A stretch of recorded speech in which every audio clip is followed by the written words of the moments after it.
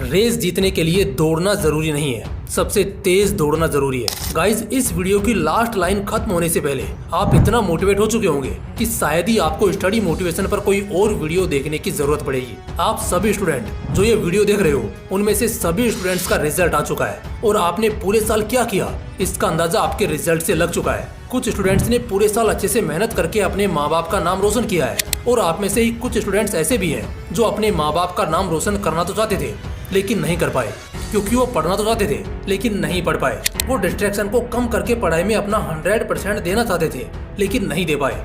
और कहीं ना कहीं इसके पीछे का रीजन है पढ़ाई में मन ना लगना। आप पढ़ना चाहते थे और अच्छा स्कोर भी हासिल करना चाहते थे लेकिन आप पढ़ नहीं पाए क्योंकि आपका कभी पढ़ाई में मन लगा ही नहीं। पढ़ाई को आपने हमेशा एक बोझ की तरह माना है जिसको आप जल्दी से जल्दी उतारना चाहते थे। आपके माँ बाप हर दिन आपसे पढ़ाई के लिए बोलते रहे लेकिन आप हमेशा पढ़ाई से दूर भागते रहे। लेकिन पढ़ाई से दूर भागना ये कोई सॉल्यूशन नहीं है, बल्कि आप जिस चीज से जितना ज्यादा दूर भागोगे वो चीज आपको पूरी लाइफ में उतना ही ज्यादा भगाएगी, वो आपको उतना ही तंग करेगी, फिर चाहे वो पढ़ाई से दूर भागना हो या फिर अपनी किसी कमजोरी से। और हाँ, अगर आपका पढ़ाई में मन नहीं लगता है तो आपको एक स्टोरी सुनाता हूँ और इसे सुनने के बाद आई एम श्योर आप पढ़ाई के लिए पागल होने वाले हो। ये कहानी है एक ऐसे लड़के की जो एक लोअर मिडिल क्लास फैमिली से था। वो शुरू से ही पढ़ाई में कमजोर था क्योंकि उसने कभी अपनी पढ़ाई पर ध्यान दिया ही नहीं। उसने कभी अपने आप को इम्प्रूव करने के लिए टाइम ही नहीं निकाला।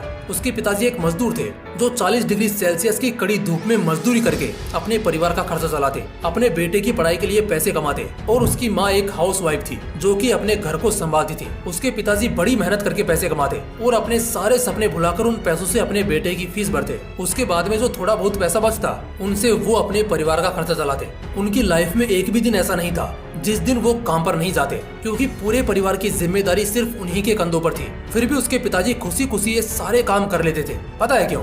सिर्फ इस उम्मीद में कि एक दिन उनका बेटा पढ़ लिख कर बड़ा आदमी बनेगा और उस दिन उनके सारे सपने पूरे कर देगा। और उसकी माँ तो सिर्फ इसी उम्मीद में जीती थी कि एक दिन उसका बेटा कोई बड़ा अफसर बनकर आएगा। लेकिन उस लड़के को इस बात की कोई परवाह नहीं थी। वो मजे से एकदम चैन की जिंदगी जी रहा था। हर दिन दोस्तों के साथ पार्टी करता, बाहर घूमने जाता और अपनी लाइफ को फुल एंजॉय कर रहा था। अपने माँ बाप की और उनके सपनों की जो कि उन्होंने कई सालों से संजो कर रखे थे, उनकी उसे कोई परवाह नहीं थी। वो अपने हिसाब से अपनी जिंदगी को जी रहा था। वो पढ़ने का सिर्फ दिखावा कर रहा था और कुछ नहीं। और उसके माँ बाप उससे पूरी उम्मीद लगाए हुए बैठे थे कि एक दिन हमारा बेटा भी हमारा वक्त जरूर बदलेगा। लेकिन इसी उम्मीद में उसके माँ बाप की पूरी उम्र गुजर जाती है और उनका बेटा कभी उनके सपनों को पूरा नहीं कर पाता है। वह कभी भी वो ऑफिसर नहीं बन पाता है जिसका सपना उसके माँ बाप ने देखा था, क्योंकि उसने कभी मन से पढ़ाई की ही नहीं, बल्कि वह तो किताबें खोलकर सिर्फ पढ़ाई का ढोंग करता था। उसको इस बात से कोई फर्क नहीं पड़ता था कि उसके माँ बाप उससे कितनी उम्मीद लगाए हुए बैठे हैं। धीरे धीरे उसकी उम्र गुजरती गई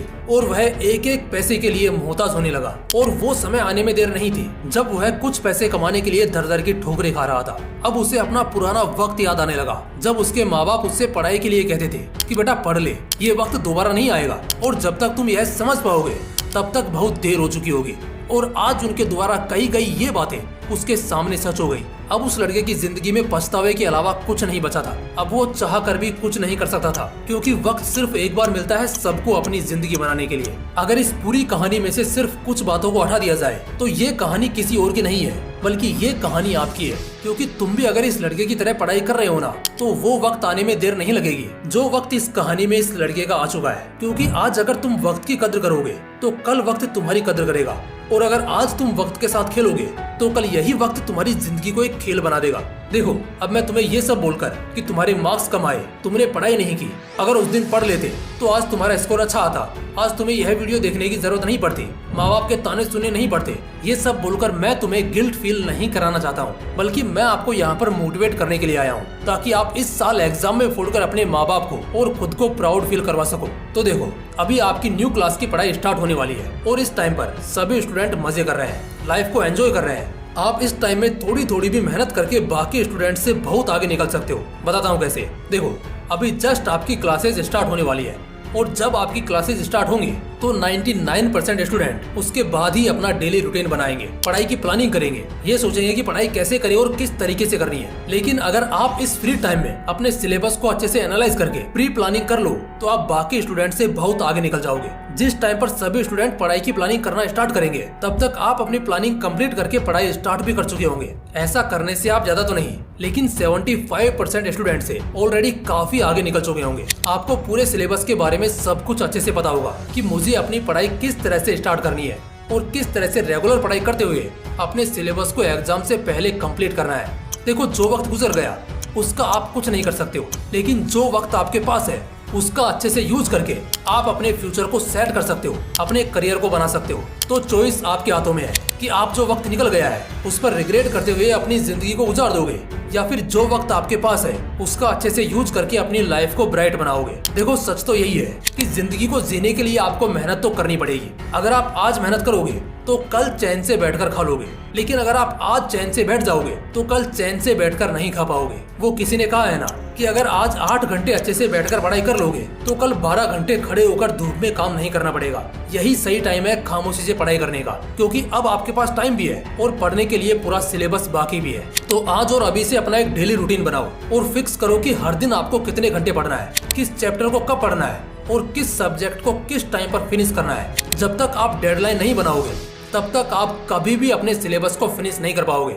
माना कि आज आपके पास 10 महीने हैं, लेकिन वो दिन आते देर नहीं लगेगी जब आपके एग्जाम में सिर्फ 10 दिन बाकी रह जाएंगे। इसलिए हर सब्जेक्ट के हर चैप्टर की एक डेडलाइन सेट करो कि आपको वह पर्टिकुलर चैप्टर या सब्जेक्ट कब फिनिश करना है। और सबसे इम्पोर्टेंट, सिर्फ पढ़ने से ही कुछ नहीं होता, पढ़ने के साथ साथ आपको रिवाइज भी करते हुए चलना है। इसलिए आज आप जो भी पढ़ रहे हो उसको नेक्स्ट डे रिवाइज जरूर करो ताकि वो चीज आपके लॉन्ग टर्म मेमोरी में सेव हो जाए। और एक सबसे बड़ी मिस्टेक जो आपको नहीं करनी है, जब भी आप कोई भी चैप्टर या टॉपिक पढ़ते हो तो उसमें आपको जो भी कंफ्यूजन या डाउट रहता है उसको तुरंत एक डायरी में नोट कर लिया करो।